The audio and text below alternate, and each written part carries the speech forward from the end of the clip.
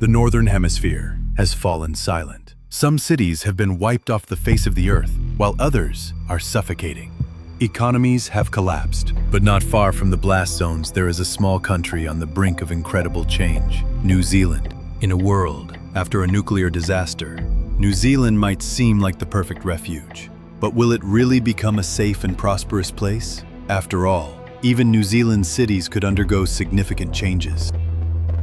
Wellington, the political heart of the country. With supply chains severed, the capital could turn into a fortress city. Imagine government bunkers beneath the Parliament building, where leaders struggle to maintain order as food supplies dwindle and desperate migrants arrive from all over the world. Auckland, the country's largest city. It could turn into a hub for refugees. Picture millions of people fleeing radiation zones, overwhelming an already strained infrastructure. Skyscrapers are turned into vertical farms, and the suburbs into vast camps. Will Auckland be able to withstand such pressure? Our farmlands in the Christchurch district could become either a salvation or a nightmare.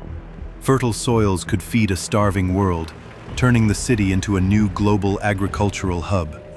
But what if radioactive rain poisons the land? Will the region be able to adapt using hydroponics and underground farms? And Queenstown? Forget about tourism. Imagine a paradise for billionaires, a fortress of luxury and technology. Underground biodomes, geothermal power plants, even autonomous defense systems. It could become the most exclusive city on Earth. But can it last long? From innovative cities to struggling survival hubs, New Zealand could turn into a land of opportunity or chaos. The choices we make now could determine the country's future after a possible global catastrophe. Subscribe to the channel and let's explore together the exciting and frightening prospects of New Zealand's transformation after the apocalypse.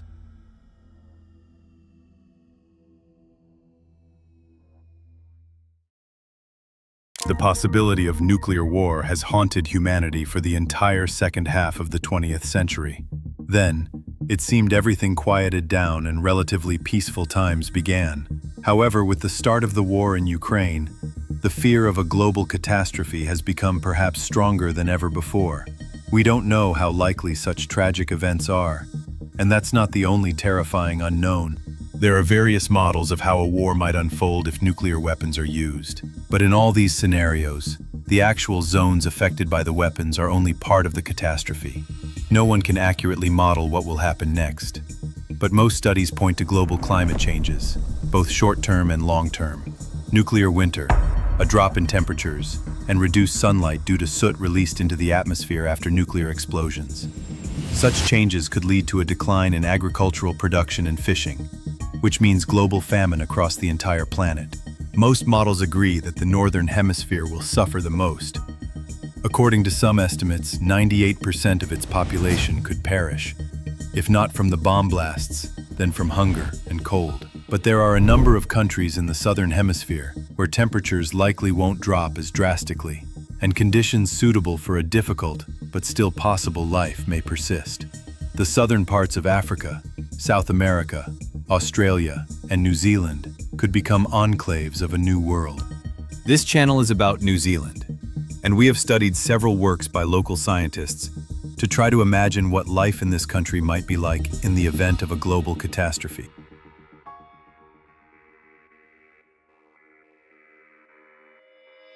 New Zealand is often described as the country most capable of maintaining a thriving society, even in the event of a nuclear catastrophe.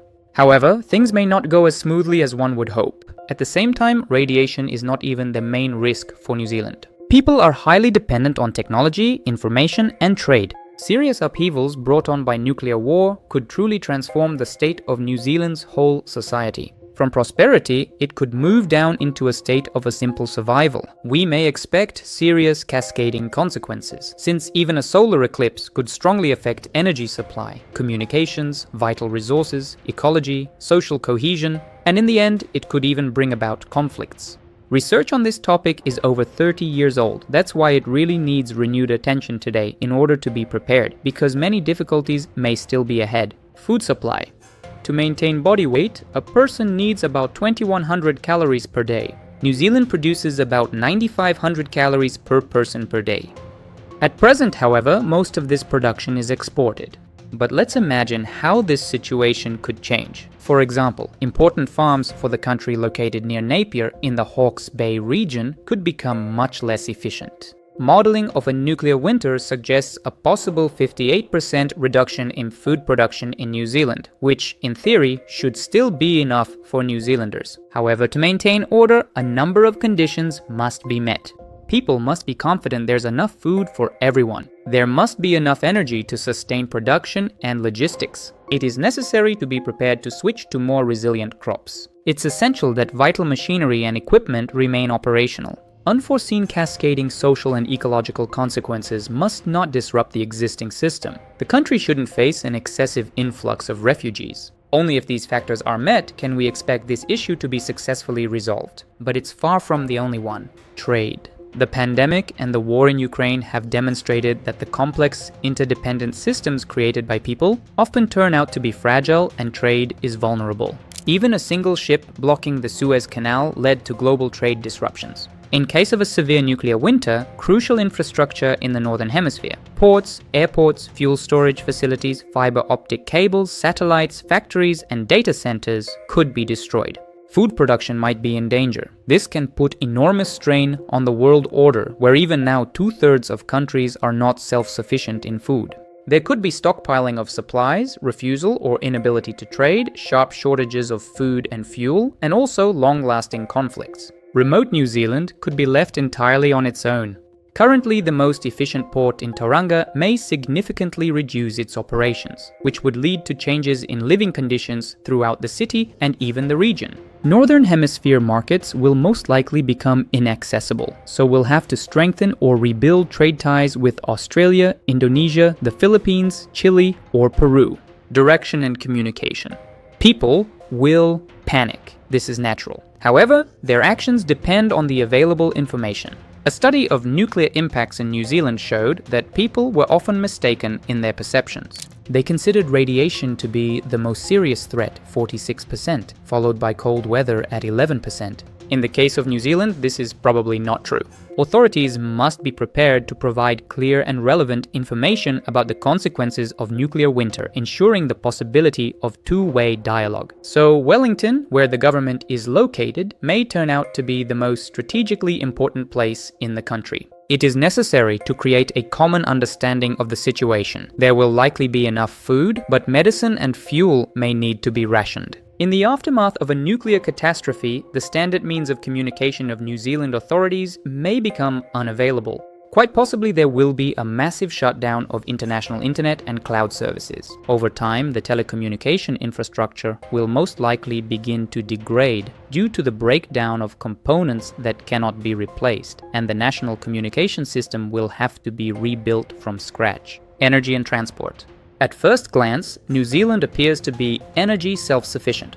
80 to 85% of its electricity is generated from renewable sources. However, the real picture is more complicated. The country exports coal, produces hydro and geothermal energy, but has a small fleet of electric vehicles, and its energy system is connected by a single cable running through the strait between the islands.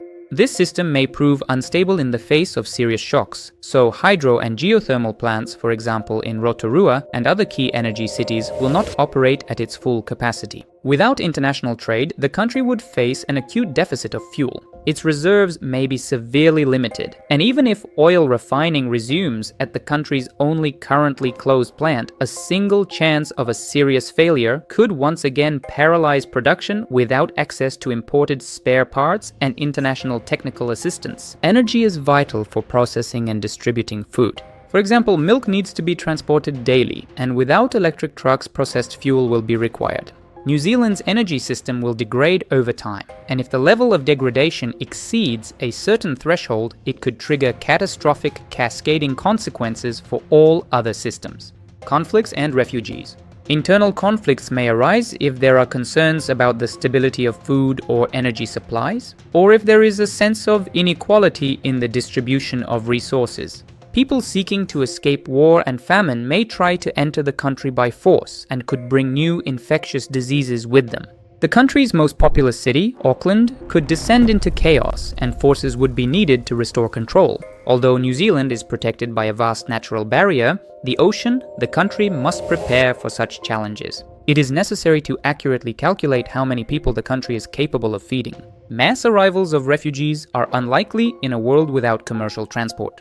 But New Zealand's vulnerability may require forming alliances with other surviving countries, such as Australia, Indonesia, or Chile. Strategic planning specifically aimed at preventing internal conflicts and effectively managing potential flows of refugees will be critically important for maintaining social stability and national security, especially during a global crisis. Environment. Ecological systems are complex adaptive structures with many interacting elements. Nuclear winter impact models cannot account for all variables, and we know that ecosystems sometimes exhibit sudden and unpredictable state changes. Algal blooms or tropical storms are examples of such processes. Cities on the ocean coast may undergo noticeable changes. For example, Dunedin, a beautiful historic city with interesting architecture, could be overtaken by plants and animals moving inland away from the shore.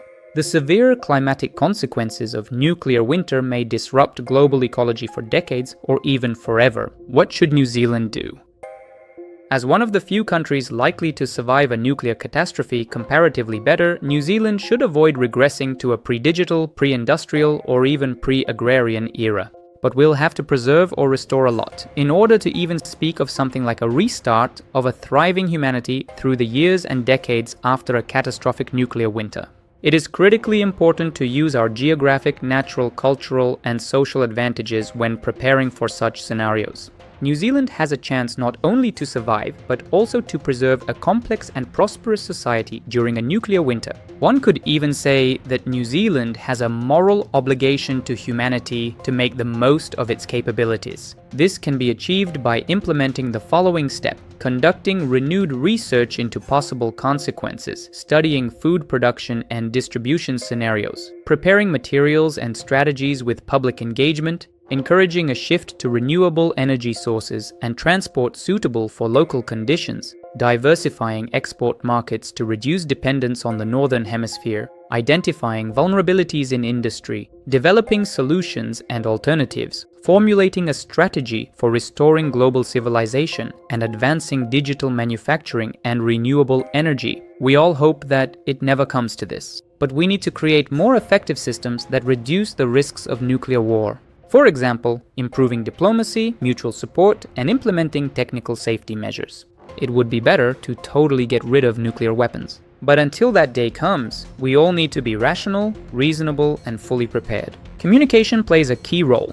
We need to understand risks and realize possible solutions. This will promote cooperation and coordination, rather than conflict and the loss of social cohesion. No solution to major threats will succeed without a certain level of social cohesion.